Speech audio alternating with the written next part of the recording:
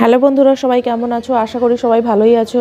আজ আমরা চলে এসেছি বর্গভীমা মন্দিরে, তাম্রলিপ্তের বর্গভীমা মন্দির। তো দেখতেই পাচ্ছ, এখন আমরা চলে এসেছি পুজোর ডালি নিয়ে। এখন আমরা মন্দিরে যাচ্ছি। এই যে মন্দিরের প্রবেশ দুয়ার, আমরা সিঁড়ি ভেঙে মন্দিরে উঠেছি, পুজোর ডালি নিয়ে নিয়েছি। এই মন্দির প্রায় বহু বছরের পুরনো। কালাপাহাড় এই মন্দির ভাঙতে এসে মন্দির ভাঙতে পারেনি, ঘুমিয়ে পড়েছিল। এরকম নানান কাহিনী প্রচলিত রয়েছে, ইতিহাসের কাহিনী প্রচলিত রয়েছে, পুরাণের কাহিনী প্রচলিত রয়েছে। তো আজকের ব্লগটা হতে চলেছে এই মন্দিরে। তো আমরা চলে এসেছি, আমি আমার হাজব্যান্ডের সঙ্গে চলে এসেছি এই মন্দিরে, বর্গভীমা মন্দিরে। দেখতেই পাচ্ছ মন্দিরের এই যে গর্ভগৃহ, আমরা গর্ভগৃহে প্রবেশ করছি। তো সামনে নাট মন্দির পেরিয়ে তারপর গর্ভগৃহে প্রবেশ করতে হয়। দুপুরবেলা ঠাকুরের বিরতি থাকে, তারপর আবার বিকেল থেকে পুজো শুরু হয়। তো এখন আমরা মন্দিরে চলে এসেছি ঠাকুরের পুজো দেব। তো মা বর্গভীমা দেবী এখানে খুবই জাগ্রত দেবী, দূর দূর থেকে মানুষ এখানে পুজো দিতে আসে। এই যে বর্গভীমা মন্দির, আর মন্দিরের নানান কাহিনী প্রচলিত রয়েছে যে এই মন্দিরে রোজ শোল মাছ দিয়ে পুজো হয়। তারপরে এই মন্দির নিয়ে কাহিনী প্রচলিত রয়েছে যে এই মন্দিরে পুকুর যে রয়েছে, সেই পুকুরে, প্রতিষ্ঠিত পুকুর, এই পুকুরে চান করে অনেকে তাদের মানত পূরণ করে। যদি কেউ কারো মানত করে থাকে, তাহলে এই গাছে দেখতে পাচ্ছ অনেক মানত যারা করে তারা এখানে বিভিন্ন ধরনের সুতো বেঁধে দিয়ে যায়।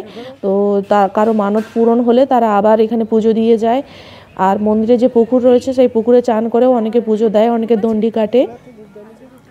পুরাণেও নানান কাহিনী প্রচলিত রয়েছে যে শিবের হাত থেকে, শিব তার ব্রহ্মহত্যা থেকে মুক্তি পাওয়ার জন্য এই পুষ্করিণীতে স্নান করেছিল, বা পুষ্করিণীর জলে এখানে স্নান করেছিল বলে তার ব্রহ্মহত্যা থেকে মুক্তি পেয়েছিল। সেই জন্য মানুষ এখানে পুণ্য লাভের আশায় অনেকে এখানে পুকুরে স্নান করে।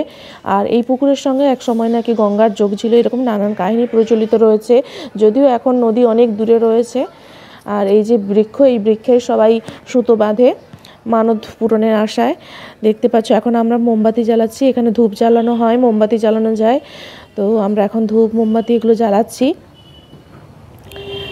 পেছনেই রয়েছে পুকুর।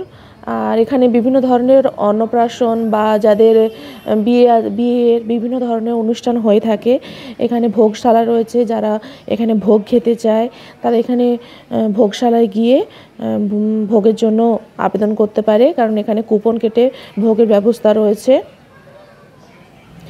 এই মন্দির বহু দিনের পুরনো মন্দির, খুবই জাগ্রত মন্দির। পুরাণে এই মন্দিরে উল্লেখ রয়েছে। তো মন্দিরটার গঠনশৈলী খুব সুন্দর, গঠনশৈলীও খুবই একটু অন্য ধরনের। দেখতে পাচ্ছ মন্দিরে এই যে চূড়া দেখা যাচ্ছে, নাট মন্দির, গর্ভগৃহ। তো আজ আমাদের ব্লগটা তোমাদের কেমন লাগলো অবশ্যই জানিও। ভালো লেগে থাকলে কমেন্ট করো, লাইক